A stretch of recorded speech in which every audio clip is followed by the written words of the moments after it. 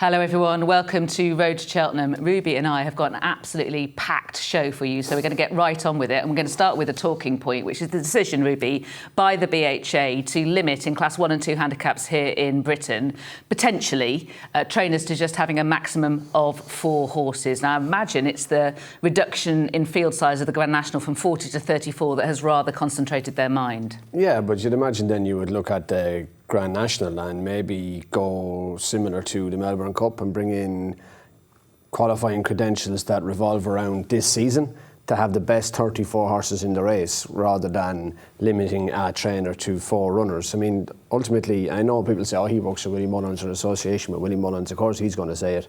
But you want the best horses in the race.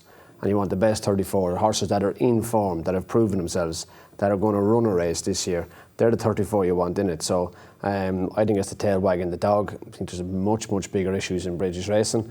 I read the front of yesterday's paper. Chelmsford City are going to challenge over anti-competitive fixture lists. The BHA has no control of the fixture list.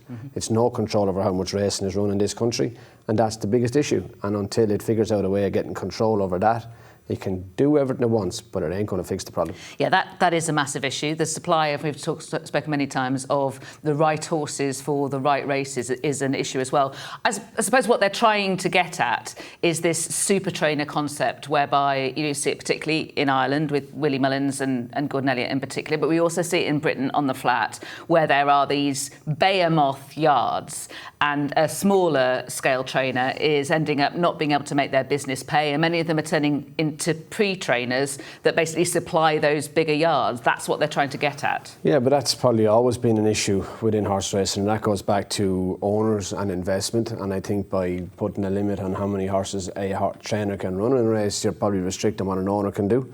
For simply saying, well, if we put a limit on it and it's 4, said owner will have to move his horse to a different trainer. But that's what they're trying to do, presumably, isn't it? They're trying to incentivise that. But trainer-owner relationship is probably a bit more than just, do I shop at Waitrose or do I shop at Sainsbury's? I think it's a bit more personal than that. So I think it's anti-competitive. And is it practical? I mean, no. Aren't there lots of workarounds? Millions of them. But that's just what's going on in British racing. They try to be world leaders. What do you want British racing to be? The best or the easiest place to win? It's becoming the easiest place to win because there's too much racing with not enough horses. But look, it's England. Do they ever look at big problems? What he said. Right, let's have a look at what's been going on over the last week, and also to take a look ahead to some races that we're seeing tomorrow and at the weekend. We're going to start with the chasers, and we had the 2 milers in actions, the 2 top dogs in the division. We're going to start with the return, Ruby, of El Fabiolo in the Hilly Way. Yeah, and it was a comeback, I suppose. Massacada jumped out with Vanillia, who wants further. He sat in behind Field Door, Rebel Gold, and he's outside, and Jungle Boogie at the back. And he was quite keen. He took a good grip at Paul Townend. You'd imagine down to a grade 2, first run of the season anyway, they probably weren't horses that were going to be going fast enough for him. He was quite keen. He jumped well for him most of the way. There was no real scary moment bar the last. Pings the second last when Field Door was giving him a race, and then he hit the last and lands out in his nose. But he has that in him. He's made a mistake in most of his runs over fences, so it wasn't surprising to see him do that. But it was a good comeback. Did he achieve on Sunday what Jonbon achieved on Saturday? Probably not, but it was a starting point for him. Yes, and we're looking at an improved performer in second there, Field Door, this season. Yeah, Field Door was very good this time last year. He beat St. Roy at Navan first time up, and then went to Leopardstown and made a bad mistake in the Grade 1 Novice Chase last Christmas. But he's a good horse. He's a decent horse, Field Door, and El Fabiolo beat him comfortably. And El Fabiolo looked like he was really fresh, didn't he? Yeah, he was fresh and enthusiastic, and look, that'll take I suppose the gas out of him. Where he goes next is going to be the interesting thing. Well, we'll come to that later on in the show. We'll also talk about his propensity to throw in an error. How windy were the conditions at Cork there, by the way? I was in North Kildare show jumping with my kids. Well, judging by how hard Willie Mullins was holding onto his hat, I reckon it was pretty. Yeah, I'd say windy. It was a good gale blowing. All right, Storm Fergus was in the area. Yeah. Okay, I think that just contributed to making the back straight hard work. Let's take a look at what Jonbon achieved then. This is his second start of the season. It was a rematch with Edwardstone from the Schlur. It was, and had his elbow booked out in front. Didn't go mad gallop to the first fence. Jonbon was a little bit deliberate. Edwardstone, again, elected to track him. Nubanegra dropped in, but early in the back straight, Jonbon got into a good rhythm. First 3 fences in the back and Sandown, he out-jumped his opposition, and even when he got close to that fence, the distance he lands out in front of Haddock's elbow on his inner. Edwardstone knuckled over the back of the first railway fence, a bit like he did the year before, and then Jonbon got in close to the last one.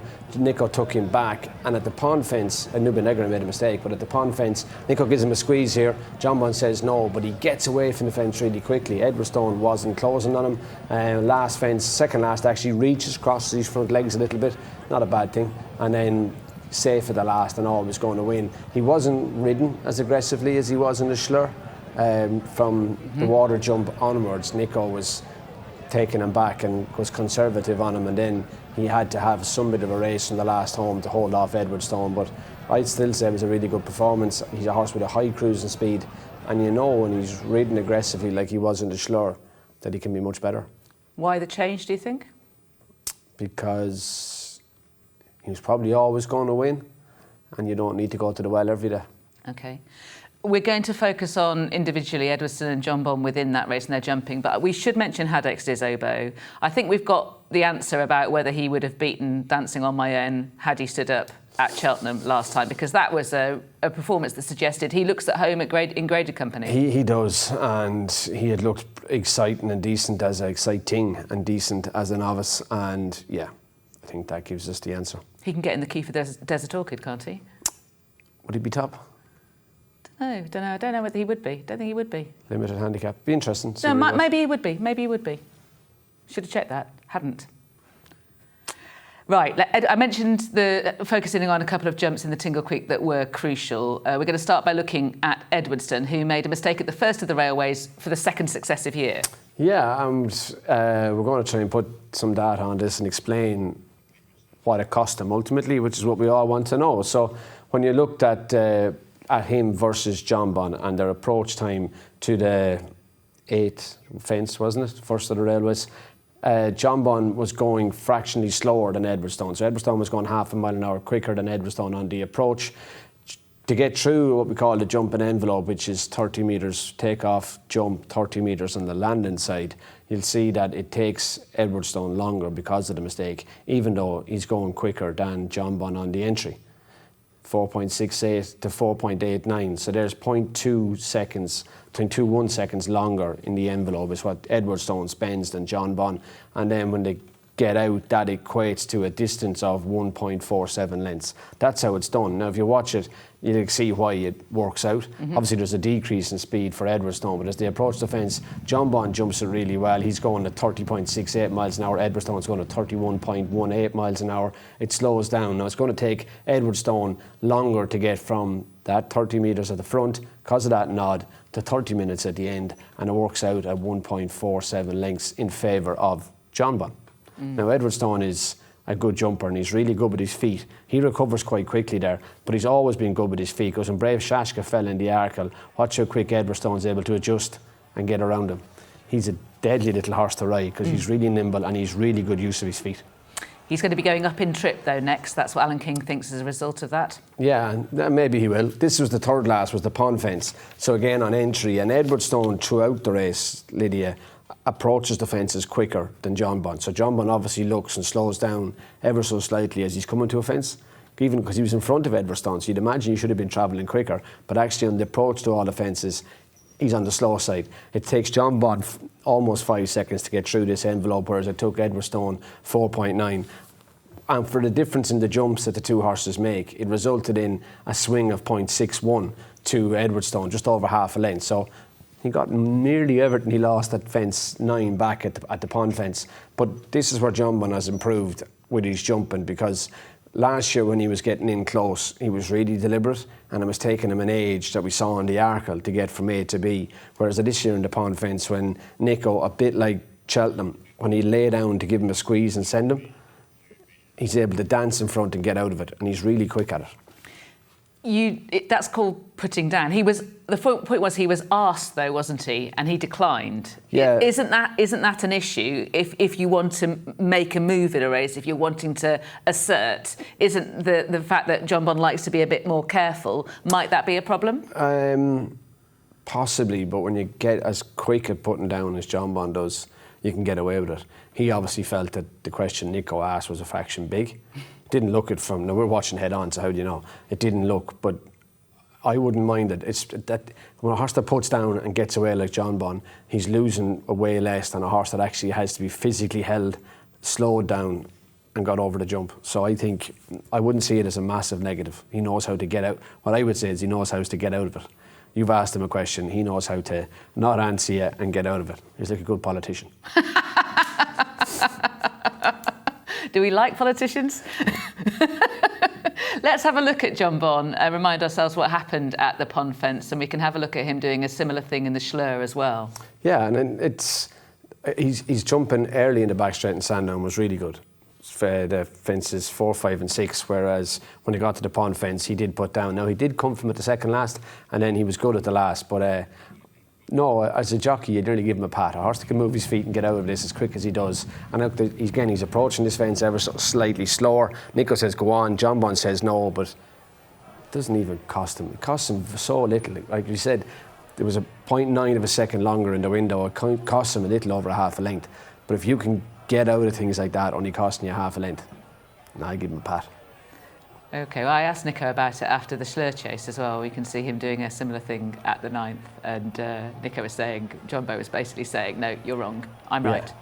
Again, it's just so quick and nimble, and you know, it works, and it was probably where I got it wrong on Cotto early in his career. Where he missed the last, and the couple of King Georges was sitting to let him back off. Whereas if you kept the pressure on Cotto, if he didn't want to come, he'd dance. So it was about being forward and positive, and that's what Nico's doing there on him. Okay, so we have next our friends at Paddy Power have had a look at what Nicky Henderson and Willie Mullins had to say after the Tingle Creek and the Hilly Way. Essentially, Nicky Henderson was hoping that Willie Mullins would play the same home game as him, but Willie had other ideas. Can't see that they'll meet on the way.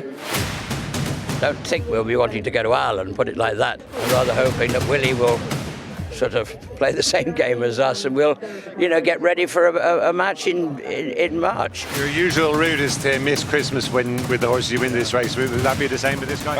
I imagine it's very close to Christmas, and we might just go to Ascot, so we'll see what happens. No, why not? Come here, let's get on with it. So we'll see what happens. To be fair, it's actually 1-1. I suppose that's sport, the game moves on, nothing waits around.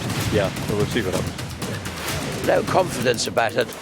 These games, they're not easy to play. So we'll see what happens. That's Paddy Power having a bit of fun. How do you see it now? Do you think that, as a result of what we've seen here, that we're likely to see El Fabiolo heading to the Clarence House, as Willie Mullins has said, and maybe Jonbon therefore going to the Game Spirit? I don't know what Jonbon will do. Possibly. Willie's a creature of habit, though, and that is the road that Enric Gamin followed to win champion chases. So. The Clarence House has been a good stepping stone for Willie. You've been saying this right from the start of this series, haven't you? The lepers don't change their spot. Let's have a look at the betting, shall we, for the Queen Mother Champion Chase. And essentially, they see it as a match. And it's hard to argue with that, really. I mean, Captain Guinness is a much more consistent horse, but has been beaten by... he hasn't met El Fabiolo yet, but he's been beaten by Jonbon, hasn't he, in the Celebration Chase? Yeah, at the Celebration. He'll probably go to Leopardstown at Christmas and might have it a little bit easier. Haddix's Oboe and Dino Blue are both on the way up, but... Have to improve a bit. I suppose Dino Blue could be the dark one. She's plenty of good form at 2 miles, but again, it would need to improve considerably. Look... what can you have in any division? And I think it'd be great if you have these two and they can go and take each other on. Agreed. Blue Lord's out for the season, as I understand it. Is that right? I believe he is, yeah. He ran in the John Durkin, but I haven't seen him since, actually. Right, OK. So, with that in mind, that the betting anti-post for the Queen Mother Champion Chase sees this as a bit of a match, I asked Ruby to assess El Fabiolo's jumping straight against Jonbon's jumping and how you see that panning out at Cheltenham in March. They both have great power and they both are well able to stand out. Here's Jonbon at the 4th, El Fabiolo at the 8th. They both can stand back and they're low and quick, but as we discussed already, when they do get in or get it differently, Jonbon is much quicker and neater at the 3rd last in Sandown, whereas El Fabiolo can brush and nods. You don't see Jonbon doing that. El Fabiolo has it in him to take a bit more to the top of the fence with him, and you saw him at the last year's Arkle. It wasn't pretty to watch. There is a mistake in El Fabiolo that I don't think is in Jonbon. Yeah, I agree with that. A chance-ending mistake potential with El Fabiolo, but who is essentially the quicker 2-miling horse? For me, it has to be El Fabiolo. Possibly, but for some reason, I can't put my finger on it, but I don't think we saw the real Jonbon in last year's Arkle. You've warmed to Jonbon this season. I can see that. I always had liked him. I don't think he turned up in the Arkle last year. Okay.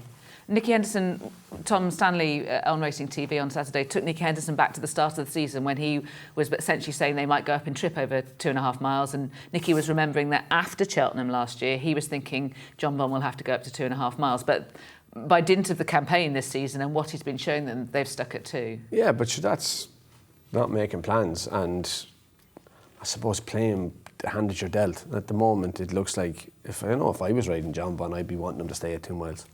Well, Nico de Boinville certainly felt so immediately after Cheltenham. Mind you, that is a different story, with Aidan Coleman still trying to get back to race fitness. Right, let's switch to the mares, because we had the Howton Mares Chase run at Aintree for the 2nd time in 3 years after Carlisle was again abandoned, but it was the same result. It was. Sacre-Coeur booked out and went a really good gallop. Obviously, it was Zambella and Pink Legend on the outside, and the black with the pink spots were the 2 big horses here. But look, this is Zambella's time of year. She loves soft ground. She's a remarkable record fresh. She's a great jumper. Pink Legend was struggling so early. Darryl Jacob got a lovely run through at the 3rd last fence, sits back up, coasts down to the 2nd last where she jumps to the lead, and she absolutely bolts in. But this is what Zambella is best at, and I think by the time, I hope she'll run again at probably at Christmas time somewhere and into the early January.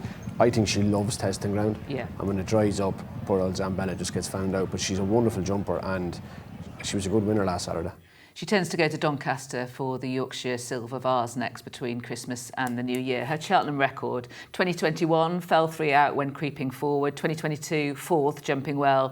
2023, 4th, but completely brushed aside in that race. Whereas Pink Legend has actually featured in the Mrs. Paddy Power Libertine Chase. She's twice been placed. She has, yeah, and again, that's just time of year, ground conditions, but this is Bella's time of year. It very much is, and she's an absolutely cracking mare. We're now going to talk about some novice mares, mainly because we've seen the patterning since the Mrs. Paddy Power has been introduced at the festival, that novice mares tend to go that way and take on more seasoned mares instead. So we're going to have a look at the O'Flynn Group Irish EBF Mares Novice, and this was a one for the Davids against the Goliaths. Silence Approach won. And this race, obviously, Impervious beat Dino Blue last year. Now, Harmonia Maker, to me, threw this away a bit. She's starting to go left with Jack Kennedy at the 2nd fence, and when she gets up by the stands to the 5th fence, she goes out into the corner, nearly jumps into the black water, and Silent Approach has gone by her.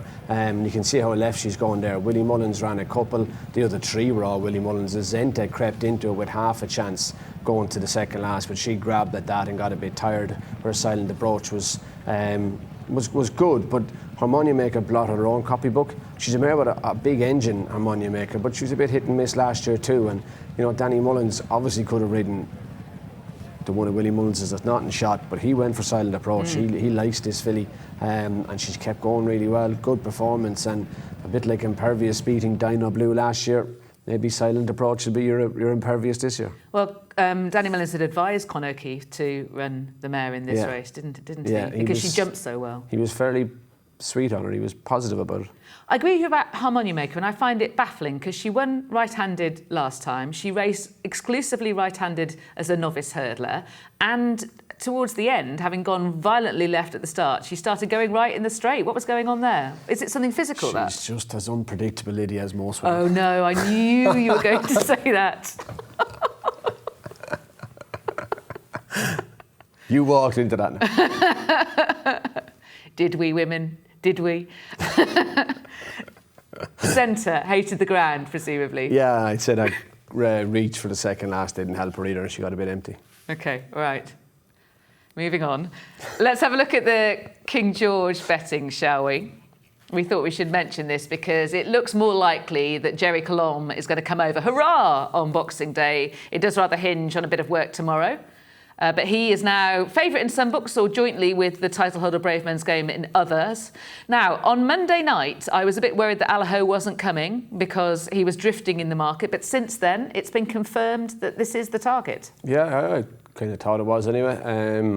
Yeah, it is. And obviously, to come back running Clonmel, which didn't blow everybody away, he'll have to have improved a good bit from there. But look, I think Jerry Colombe and Allaho would be a huge addition to the King George. I think without them, what kind of a race? It's a much less race, but look, there are certain people who would love it to be a British-only race. No, I don't think anybody who loves horse racing and really enjoys competition, and that should be the definition of sport, surely, would not want Jerry Colombe and Allaho to come. I mean, they add immeasurably to the race, and they make it much, much, much better. Plan D for Shishkin. Is it D? Yeah, A was Ascot, B was Newcastle, C was Sandown. This is D. D, yeah. I wonder what Plan E is. Elimination. And the real whacker, apparently, after finishing lame in the Paddy Power Gold Cup, he's heading there as well. So he adds to the race. He does, very much so. He'd be up there going a good gallop. He'd be forcing them forward. It'll be a cracking King George. Kempton will suit him. You and I both have some doubts about whether Kempton would be ideal for Jerry. Yeah, and then you look back through history and you can find horses like Jerry Colombe that have won King Georges. Yeah, they're there if you look for them. Find the positive or find the negative. Right, let's have a look at the Savills Chase betting, shall we? There is some crossover in terms of entry at this stage, and that's run on the 28th, is that right? Yeah, third day of Christmas. Yeah. Is it third day of Christmas? Probably not. It is the third day of Christmas. Third day in racing world anyway. Yeah, yeah. I don't know about the Christian world. Yeah, fast or slow. Look, he was brilliant in the John Durkin, jumped super, travelled really well, and he sets a fairly high standard. Be interested to see what else runs, but look, he's a very good horse. Mm-hmm. Now, Conflated features in that list, but interestingly, until the declaration stage, he was also in tomorrow's Glenfarclas cross-country handicap chase. We can have a look at that, and it's interesting that Conflated was entered at this stage, I think, because normally the modus operandi from Gordon Elliott has been for horses that are going to make the switch to the cross-country at the festival to stay in the Grade 1 chases during the course of the season and then make the switch actually at Cheltenham, whereas Conflated's entry here suggested that he was actually toying with moving now in December. Yeah, but it probably tied around Gordon's horses as well, and obviously if Jerry Colombe was thinking of going to Leopardstown, they may have switched Conflated into the cross-country race, but without Conflated, Gordon doesn't have much to run in the Savills, so I'd imagine that's where Conflated is going there, with Jerry Colombe possibly going to Kempton. But that's all up in the air, but small decisions like that, if you don't enter, you've no choice. OK, there is the betting for the cross-country handicap chase. Late Night Pass, who made a really good debut over the course, went second in November, favourite at 7-2. Galvin, who was 8th in that edition, is 9-2. Minella Indo is there, as is Fury Road. So we've got the 2021 Gold Cup winner making his debut in this discipline, and in the case of Fury Road, the 2021 Neville Hotels Novice Chase winner, and the third in the Irish Gold Cup from last season. They're intriguing runners in this. They are big names. Obviously, was it last Christmas before, Galvin won a Savills. But yeah, look, and there they are. I mean, Conflated obviously doesn't run Manila Indo. This is his best day when he won the Gold Cup. You watch him since though, and you wonder, I don't know, maybe cross-country racing will light him up, but to me he's gone quite careful jumping. And I don't think you need to be as careful as he is in a cross-country race. No, you don't, do you? It's interesting. You might think that would help, but it really doesn't. You have to be quite forward-going and curious. French almost. Yes, yeah. Low, quick, slick.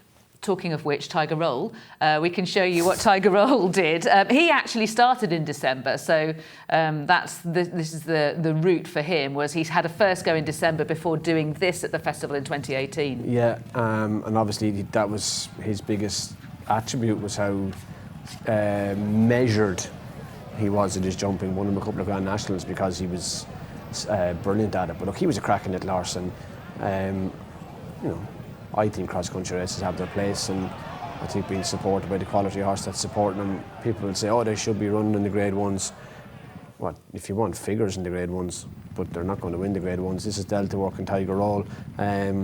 He was a brilliant little horse, but Little Indo going this road is a different ballgame, isn't it? Yes. Delta Work had run 6th in the Irish Gold Cup prior to this, and of course went on to the Grand National, as did Tiger Roll afterwards.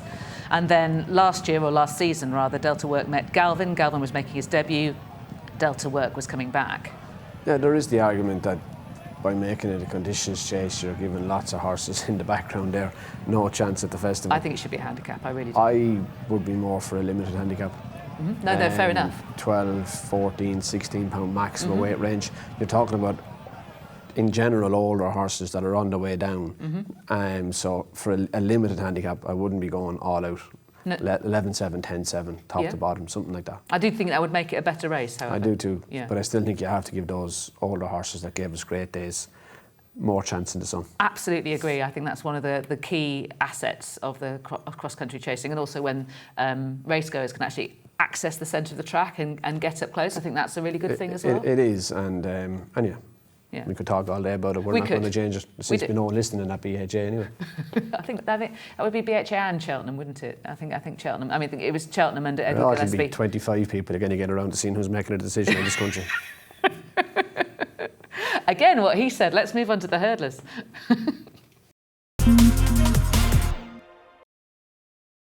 Great result. Thanks, Peter. Coming up, we have league action live on Friday night, followed by 3 more games live on Saturday, then 2 more massive games live on Sunday. And don't forget, league action live on Monday night. Then it's over to Europe for the big one, live on Tuesday. Then the even bigger one, live on Wednesday. Then it's the other Europe. Sometimes a break isn't a bad idea.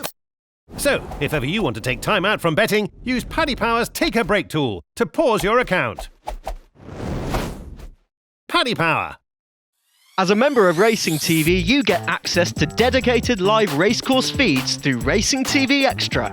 All you need to do is log in with your Racing TV username and password. Racing TV Extra puts you in control, so you can focus on the races or meetings that matter to you. If watching on a desktop, tablet or Apple TV, you can select from 1 to 4 live screens. On mobile phones and Amazon Fire TV, single screen options are available. Never miss a moment of action with Racing TV Extra at racingtv.com.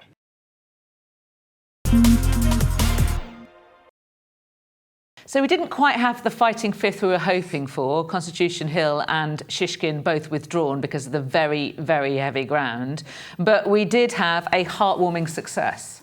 We still had a good race. Obviously, Goshen booked out. You wear it well this side. That allowed Not So Sleepy to set. And I love Envoy grabbed at the first, and immediately Johnny Burke was squeezing her. I didn't think she ever looked comfortable.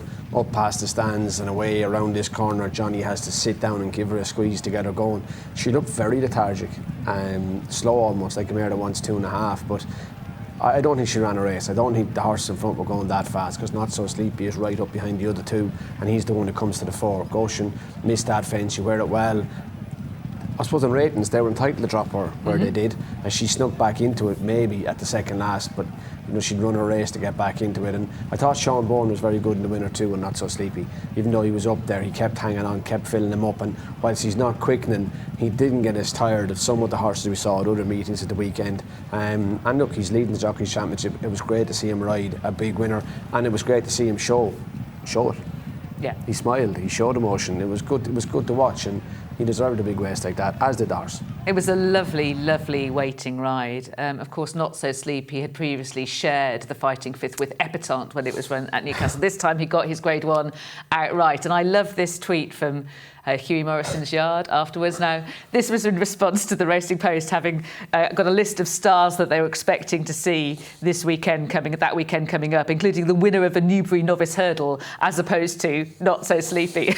Yeah, that was the response. Good sense of humour. It made me giggle for about half an hour afterwards. I thought it was fantastic. I agree with you about Love Envoi. Let's have a look at the betting, shall we, for the David Nicholson Mares Hurdle. And she is 10 to 1. She just didn't look happy at all. She just didn't really. It was worse than rusty. It was disinterested almost. Yeah, I'd say it was more than that though. You know, you say disinterested, but the 2 mile start at Sandown, you're running to home. Like if she was lethargic from the winning post away, you'd say yeah, she was disinterested, but she at least should have ran up the straight the first time. I don't know what was up there. She was lethargic from the winning post away though, wasn't she? She was lethargic from the back of the first hurdle. Okay. Lossiemouth is at the top of the betting there. Hasn't got any entries. We of course remember her winning the Triumph and at Penshurst last season. I'd say she's not far off running. She's in good form. Right, you've seen her? Not sure where, but she's not far off her run. When we discussed this earlier in the week, you were reminding me that this had become, again, creature of habit, Willie Mellons. He's got the Qvega, the 6-time winner of this race when it was a Grade 2, model to work from here. Yeah, I suppose you look at 4-year-olds and how they struggle the following season, and then you looked at what Qvega did from 4 into 5. Because she got injured in Paris, she didn't run until she was in February of her 5-year-old season, and then she went and won the Mares Hurdle on her second start. So I suppose you look at all the different juveniles Willie has had and how they've struggled, even at the brilliant winner like Ira Connor, how he struggled before Christmas and looked a better horse after Christmas. Maybe 4-year-olds need a bit more time. So that's what he's trying with Lossiemouth, see if it works. I remember you discussing this very point about Vauban this time last year. Yeah, and Vauban, in fairness to him, did keep improving, and he became a better horse and he went back on the flat again. But you wonder what's the right thing to do with 4-year-olds. I know Esport Dallin ran twice prior to Christmas in his 4-year-old year, but he ran against 4-year-olds. He ran the Fishery Lane, he ran in Limerick, and he didn't go into open company until Naas in January, the year he won the Champion Hurdle. So, we'll see if it works. Okay. To round off this hurdling section, we're going to talk about Elixir Dan, who ran at Punchestown on Tuesday. Yeah, a good comeback from him. He's obviously been off the track for a long time, probably most famous for being brought down by Asterion Forlange in the Supreme, but he was quite keen with Mark Walsh, and Mark let him slide along to lead early enough in the contest with him, because he wasn't winning the battle behind Gordon Elliott's runner. Where does he go? What bracket does he fall into? I don't know. Now, he did show a slight tendency to jump to his left, which I hadn't noticed before, but that long since I saw him. But look, again, he does jump the last and he grinds it out. He's obviously going to require more and he's going to have to step forward, but all any horse can do is make a winning comeback. You fear he might be a bit betwixt and between? Yeah, you would have thought as a hurdler he was going to go novice chasing. He hasn't. He's had a run over hurdles. What bracket does he fit into? Is he hard to say, he's a champion hurdle horse? Is he a stayers hurdle horse? I don't know. Okay. And just to finish off, Constitution Hill, 2 points about this, starting off with the decision to withdraw. Now, there were some people who felt that this was the wrong thing to do, but Nicky Henderson made the point that he was prioritising Kempton, both with Shishkin and with Constitution Hill, and that he felt that he couldn't do both. What was your view? I would have said so. 17 days. I know, and it gets different trainers to work different ways, but 17 days, when you get inside 3 weeks to turn around, I think it's really difficult. So when you have 3 weeks, so you have 7 days recovery, 7 days back in training to build up, a couple of bits of work and enough time to freshen up to run. So when you start making that period shorter, back to 17 days, so you give them 7 days to get over the run, you then have 10 days to build them back up, be that how many pieces of work to get them fresh enough, and you start guessing. I see why Nicky Henderson did what he did. So do I, particularly on that very, very heavy ground for your first and look, it doesn't suit everybody, and it is about getting them spot on, and it's which do you prefer? Is it bird in the hand or two in the bush? Maybe. Do you go fighting fifth and skip Christmas? He could have, but this is the path he's chosen, and we'll see him at Kempton. Will it have any impact on his ability to run good at Kempton? No. Neither do I. I don't think so either. But running could have. You take the edge off. They can't talk to you. They can't tell you that they're a bit lethargic, they're a bit tired. You're judging it off what they're eating, how they're walking around, their eye. You're dealing with animals, not humans. And you don't find out then until they actually run. Until you run, and then they say, I left the mark. Right, novice hurdlers, let's move on to those. We had what looked on paper, at least going into it last Friday, a really deep edition of the Betfair Beacon's Winter Novices hurdle. This was won by deafening silence for the Skeltons. Yeah, and it was a good race. Insurrection booked out, and a personal ambition on the outside of Ben Paulings. His jumping falls apart really early in the race. He obviously had won at Warwick before that, but he just never got into a rhythm. He was really sluggish with his jumping at both the second and third hurdle. Now, Deafening Silence had won at Exeter and looked a tough and promising horse. And fourth last hurdle here, they're all in with a chance, or the third last hurdle as that was, before they turn in. But up to the second last, Personal Ambition is gone. I think Nicky's horse was tired when he all bar falls over south of the border at the last, and that means Josh the Boss, Insurrection, and Deafening Silence. Josh the Boss unseats, but this was stamina. And Deafening Silence just outsays Paul Nicholls' runner, Insurrection, and he's a good, tough horse, and it was a good performance. I thought that was a deep enough novice hurdle on paper. So did I. They looked like they went quite hard in the middle part of the race, and that's why they finished in slow motion like that, and we had so much going on over the last two hurdles. That happens, but when you get into a decent novice hurdle like that and everyone thinks they're riding the best horse, no one backs out. The winner looked third best going into the final hurdle, didn't he? He did, but he didn't look the winner at all in Exeter either. No. And he kept grinding it out. Tough horse. Albert Bartlett type horse. Yeah, and good staying chaser down the line. Yeah, absolutely, a proper stayer. Right, now, next we have the Navan Novice Hurdle, Grade 2 over 2.5 miles, and this was the horse that you were very much looking forward to seeing, and he obliged for you, Slade Steele. Yeah, he did. I was impressed with him at Naas when he won on his debut. Search for Glory, Better Days Ahead, and Lecky Watson at the back in the red misses the second hurdle, and he's still stepped forward from his first run in Thurles. Now, Ballystone down the inside was theoretically the only one of these that couldn't win on paper. And when they got around to the second last hurdle, the other four all in with their shout.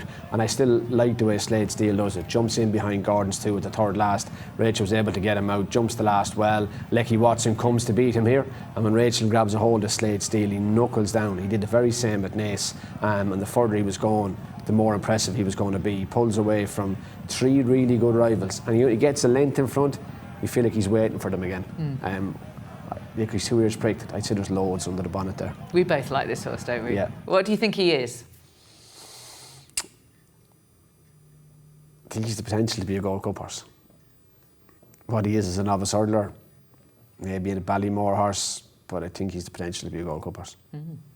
Think big, I like it. Right, let's have a look and go up to 3 miles at Cork, shall we, for the Singleton Super Value Stayers Hurdle. This was won by second season novice Search for Glory. It was.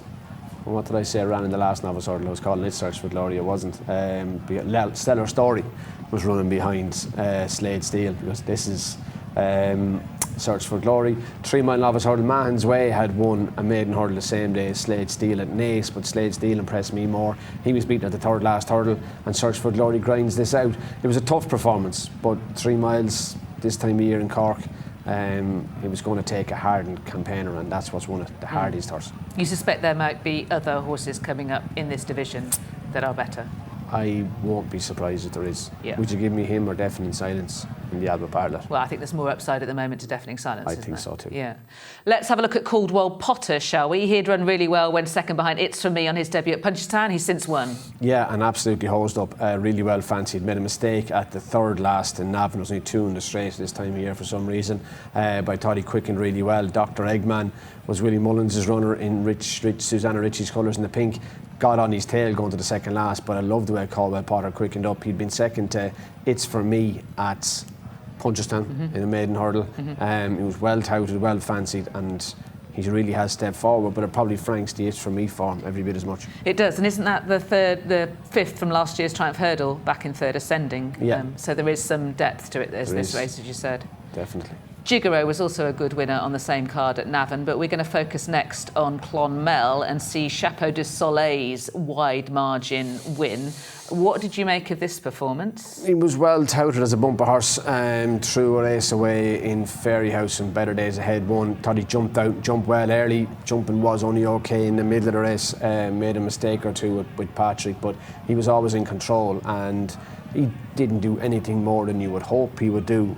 But he went and did it, and a bit like Caldwell Potter, he's another horse now that's going to step out into novice company and make the novice hurdles interesting. His jumping was will need to improve, but I just thought when Patrick got a hold of him between the last two, he started to quicken, and not a huge amount of horses do that in Clonmel. Absolutely pinged the last and won as he wanted to. Glacial final circuit. Glacially slow, and I know it was really testing because Cashback later on finished absolutely legless, but this horse shortened for the Ballymore and the Albert Bartlett, and of all the horses we've talked about so far, this is the least convincing, I think. Yeah, I won't disagree, but look, it's competition we're looking for, so he comes from there. Where does he go? The Lawlers at Naas or one of those races? He's another runner unexposed in there that makes all the novice hurdles at Christmas, January, February. Interesting races to watch. Very much so, and we will be focusing on the Christmas novice hurdlers in next week's show, among other things. But first, in this week's show, we're going to talk about the Novice Chases next. Lots of novice chasing action to get through. We're going to start with the Henry VIII Novices Chase, which is run over the same course and distance and the same day as the Tingle Creek. Yeah, and it was a good race to watch. Le Patron, unexpected party, jumped out in front to make the run, and to be honest with you, he never looked like he was particularly happy. JPR1 was always behind him, but Le Patron's jumping in second place was brilliant. He was so quick all the way through this race. Unexpected party, but all his experience, you were expecting him to drag them and go a good gallop, and even though Le Patron was sort of off it away from the last railways, he's really grounded out and kept going, and some good jumping. JPR1 missed the second last, a bit like he did at Cheltenham, caught the top and knuckles over, and then Colonel Harry, who got outpaced in the middle, starts to run on for Gavin Sheen when the Patron has a look at the last and loses a bit of momentum. But I thought it was a good performance from the Patron. Kerry Moore most certainly knows how to tune a novice up to win the Henry VIII. Yes, he went in 2015 with Armad, and Josh Moore, his assistant trainer, had been very confident about the horse going into it. As you say, Colonel Harry shaped really well for going up in trip, hasn't he? Yeah, big time. Whereas JPR1, I don't know, bit of a crossroads for him. Yeah, that's starting to look like he needs to get his jumping worked out. My eye was caught again for the second time in as many novice chases by Petit Tonnerre, and the thing that I liked about him this time was that he actually finished off a race. He came on strongly, and I can see him doing well in handicaps. Yeah, he did, but his jumping was quite deliberate, and that needs to get much slicker, and especially if he's going to go into a handicap. Maybe going up in trip, I was wondering. Might help too. Settled better on Saturday than he had done at Cheltenham as well, but Cheltenham was a walking race. Yeah. Let's have a look at the jumping through the prism of the race IQ data, and it was the accuracy of Le Patron that really won him the day. It was, and to be fair to JPR1, he ends up on a positive figure as well. Colonel Harry is only up a length maybe, whereas you can see what Petit Tonnerre lost jumping. 9.3 lengths against the field, an unexpected party with all the experience. I thought if he was going to have a chance in the race, he should have had the figure Le Patron had. Yeah. But he didn't have it. He was very disappointing, I think. And how did Le Patron cut his teeth over fences? Don't know. Novice handicap chases. What's that mean? Well, you were talking about the British novice system and saying that novice handicap chases are just no good. 2 novice handicap chases into Grade 1 company, bang. Yeah, no, but you let him into a handicap chase off a mark of 113 or something. Different ways of saying it. Always an answer. Always an answer. Grade 1 let's go to analyse this.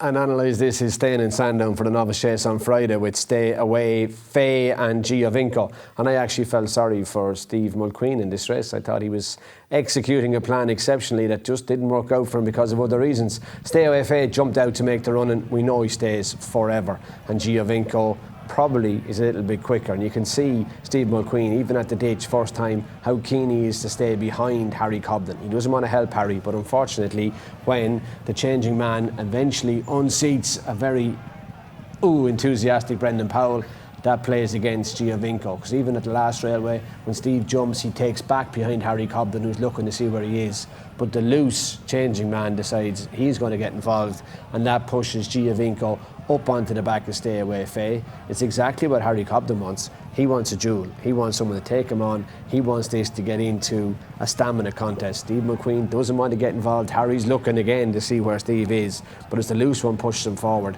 and Steve is trying to hold him back to stay behind Stay Away Faye. Cross comes the loose one, takes all the speed out of the race. Now he's committed to being beside Stay Away Faye, and he can't get back out of it. Now some people will have argued that he should commit then. Absolutely not. Should he commit then? Watch the loose one coming back out. He's having to ride more than his own horse. And even off the bend here, people are thinking, when you're going that well, go. If you go on Giovinco, Stay Away Fae beats you further. Now, if you can look at it in a different sense, does Giovinco want to come down and trip? That's a strong possibility. But I think the strongest stayer won the race. And I felt sorry for Steve McQueen. He was doing everything right till the loose horse got in the way.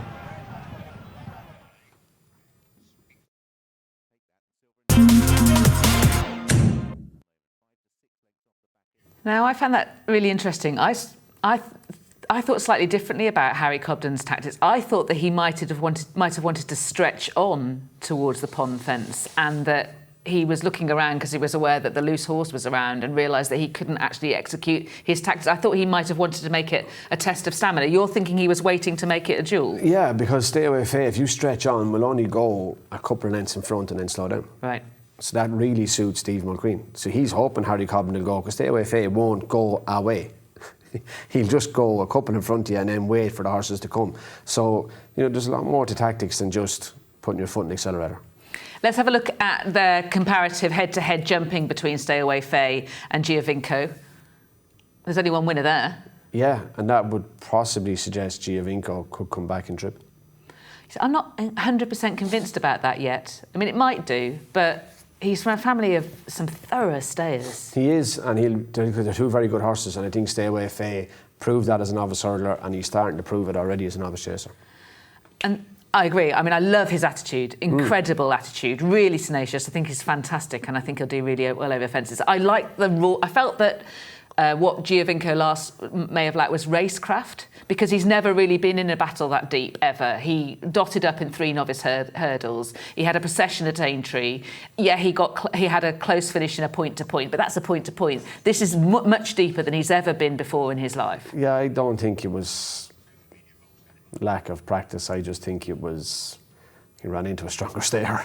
Yeah, don't argue that Stay Away Fae isn't a stronger stayer, but I don't think you can argue that he didn't stay the trip, albeit that it was a steadily run race. I'm not going to be. Essentially, what I'm saying is I'm not going to be dogmatic about it. Still, we asked you to see whether you were dogmatic about it. So this was the question that we asked: does Giovinco want to go back and trip? Simple yes/no answer. And the majority thought yes, he did need to go back. So let's see what you will. Not by much though. No. 60-40. No, I suppose not. I'd say everyone's kind of guessing, including us. Tom thinks this. He thinks there's potential for reversing the form on better ground. And I guess you might disagree with this if you swap jockeys. I agree. I disagree. Sorry. I do. I think Steve McQueen was trying to do the right thing. No, I disagree with you, Tom. Next we have Andrew Napper. He cannot see how this form can be turned around, and he sees Stay Away Fae doing better in bigger field with better conditions. His jumping will be tested there, though, won't it? It will, yeah.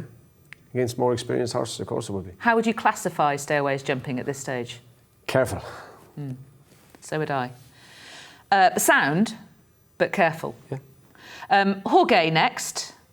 He thinks that Stay Away Fae is a superb jumper, and he thinks that he'll be a future contender in Gold Cups. Now, the owners were talking about potentially the Gold Cup this season. He could run in the Cotswold Chase next. Yeah, that's an interesting thought, but look, I'd be for running the race you can win, and yeah. Let's have a look at Aaron Bennett, who thinks that Stay Away Fae outstayed Giovinco on muck ground. Doesn't mean that Giovinco doesn't stay 3 miles, and he thinks on a sounder surface in the Brown Advisory he can see him reversing the form. It is a course that rewards that kind of the way of going. You're having a blend of speed and stamina, more so than the new course. Yeah, I know, and the new course is stiffer than the old course, but the old course is still stiff. Oh yeah, you have to stay. Scott Ruddenham thinks this. Clever riding race from Harry Cobden.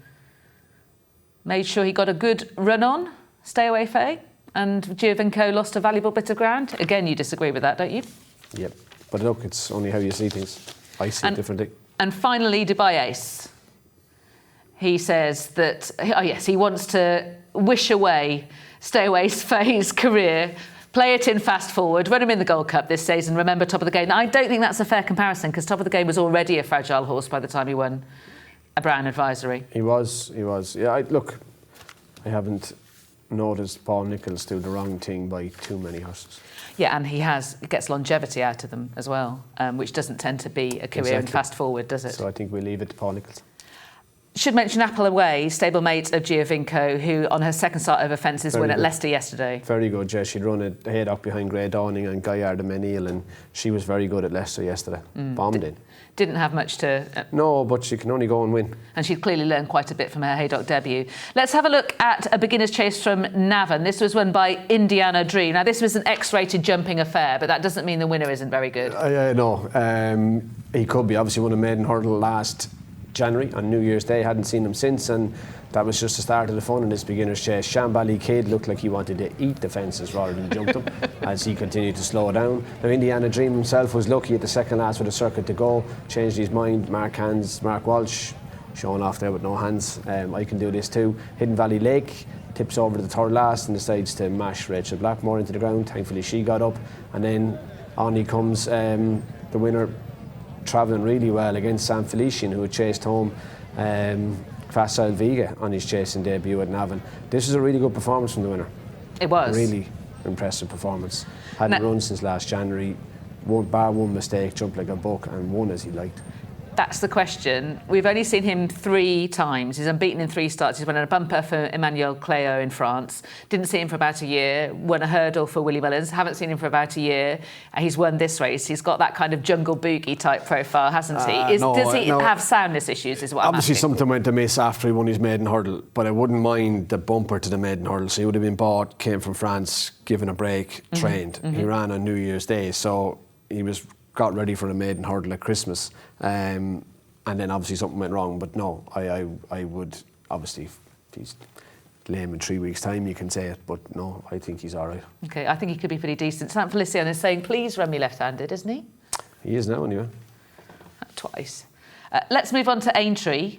Again, we have Pembroke finishing by himself, but this time at least he started with company. Yeah, this is different. A beginner's chase in Ireland for horses that have never won a race. This was a beginner's chase at Aintree, but they had won chases. Just different titles. Look, Golden Sun and Pembroke jumped out to go a good gallop, but by the time they got to the last fence, which is not even a circuit, most of these were starting to struggle. 2 fences down the back straight, and Pembroke is home and hosed, and you're thinking, Harry, look behind you, because they're all flat out. Harry never looked back, and Pembroke ended up out on his feet himself. They went a really, really strong gallop. They went too fast. I thought he did look back 4 out. Bit late then. Right, OK, so you're talking earlier in the back straight when Golden Sun was already going backwards. He'd won passing the winner post with a circuit to race. That's when he should have been slowing down. Yes, you want to make a general point about the riding on that day. You were half talking about like Patrick and the glacial second circuit in Clonmel on Quay de Paris, or not Quay de Paris, whatever the horse you won on down there. Chapa du Soy. That's soft ground. You have to slow down and be aware of the horses you're riding. Like, that was a hard watch, that race in Aintree, for just slowing down, lads. Yeah. He's going to take a bit of recovering from that, you'd think? I'd say I can't imagine he ate every nut that night. Let's go to Punchestown on Tuesday. Embassy Gardens made a really likeable chase debut. He did. Wasn't the deepest race in the world. He'd been a bit of hit and miss as a hurdler. Good run in the maiden hurdle. Looked very impressive one day at Thurles, but that was one out of a number of hurdle runs. That only one stuck out from all these hurdle runs. But he's a horse that Willie always thought a bit of, and he did make it a pleasing debut. He's a strong stayer. He'd be going up in trip rather than down. This was virtually 3 miles, was it? Virtually, yeah. And that's the distance range he shall be staying in, I would imagine. I like the way he jumped. I thought he was good. Really well, yeah. Yeah. And in second, I quite like Let's Go Champ for handicaps. I'm not talking about graded level, because he chased 10 American Mike and Factor File previously. I know he's 8, but it does look like he's taken to fences really well. Yeah, he's a bit better. But Cool Survivor, who was a long way behind Gaelic Warrior, was a long way behind Embassy Garden there as well. Yeah, he didn't jump very well at all. On the same card, earlier race, the 2-mile rated Novice Chase saw Facile Vega's form flattered by Spillane's Tower. Spillane's Tower, Captain Comby in front, who had run at Wincanton behind Nappers Hill. But Spillane's Tower, this was a dash. 5 really competitive race. All 5 had a squeak on paper. It turned into a bit of a sprint, and Spillane's Tower dashed through between them, going to the last fence. Gordon's horse out jumped him, but you always felt Mark Walsh's body language was telling you he had a bit left, and he gets up close home. The runner-up, Firm Footings, was he a bit unfortunate? Because Captain Comby had jumped left all the way round and he knocked him sideways 2 out. It definitely didn't help, but that said, if he doesn't knock him sideways, Mark is probably challenging on the other side of him and would have been a half a length down going to the last. He might have attacked the last more too. So you like this horse, do you? I think they're two horses going the right direction. Yeah, I like them. 2 young horses. I think they're both 5-year-olds and going the right way. Right, a bit of news about the Courto Star, which is essentially the Novices King George on Boxing Day at Kempton. The good news is we've got a French raider, Hilly Way, who is a 5-time winning hurdler, including a Grade 1 over 2 mile 3. He's unbeaten in 2 starts over fences. He's trained by Noel George, Tom George's son, and his co-trainer, Amanda Zetterholm. And you'll remember that they sent over Milantino, that really good-looking juvenile that ran at Cheltenham, 3rd behind Burdick Road at the November meeting. He's had a filly run over here a couple of times as well. They held a press conference to talk about Hilly Way, and here's what they had to say. I mean, it was very soft last time. Kempton, having known it from it never gets very, very soft. And he's got a very high cruising speed and a slick jumping style, which I think will definitely suit the track. And I don't think the trip should be an issue at all. When you've got such a high quality of horse here, you can only really run in Otoy. Yeah. He's very straightforward. He's travelled a lot to go away for grass gallops and everything. I think he's very adaptable. I'd probably be comfier. I'd be nearly more confident on heavy ground, but I don't think good ground would be an issue at all. If that makes sense. I mean, last day he won, it was hock deep. So James Reevely will be riding, as he did on this horse in France, where he said this horse has got everything. Now, he's an AQPS bred. For those at home who don't understand, explain what that is. It means he's not thoroughbred. Not fully thoroughbred. He's not pure thoroughbred. Not pure thoroughbred. He's 7/8, I think.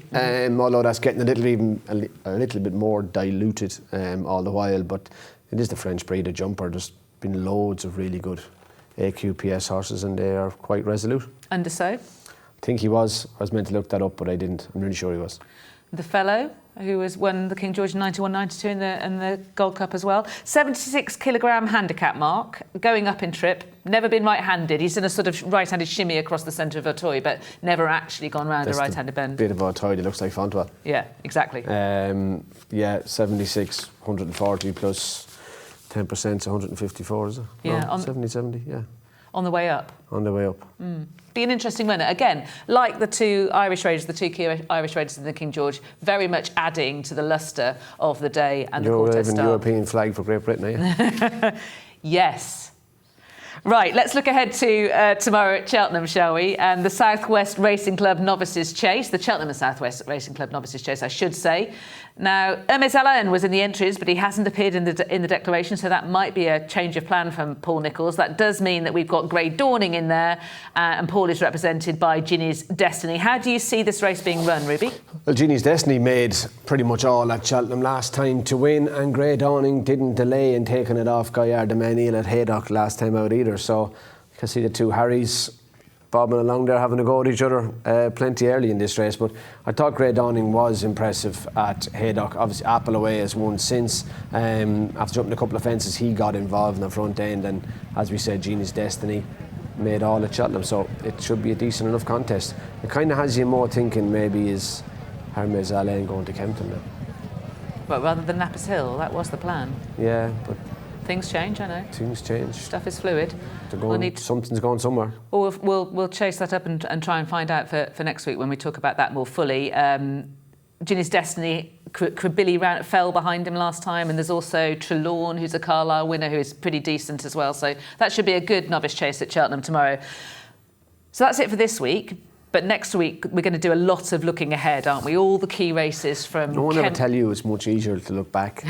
Well, comment on what's happened in the past. Well, we will look back on all the races that we've been looking forward to this weekend, but we'll also be talking about Ascot, we'll be talking about Kempton, Leopardstown and Limerick, and this is where you start to see, particularly in the novice divisions, things sort of shaking down. It is, and there's such great races. Obviously, it's 2 mile in Leopardstown at Christmas, you've the Feltham over 3 miles, and you've got the race in Limerick over 2 miles and 3. I do happen to think the novice chases are particularly strong, and how they divide up, there'll be cracking races in the novice division at Christmas, and But you have to have good novices if you're going to have more horses in the open races, so hopefully we get a few stars. Okay, well that was next week. This was this week. If you need more in the meantime, go to the website. That's racingtv.com/Road to Cheltenham. All it remains for me to say is thank you very much. Thank you. Thank you. And goodbye.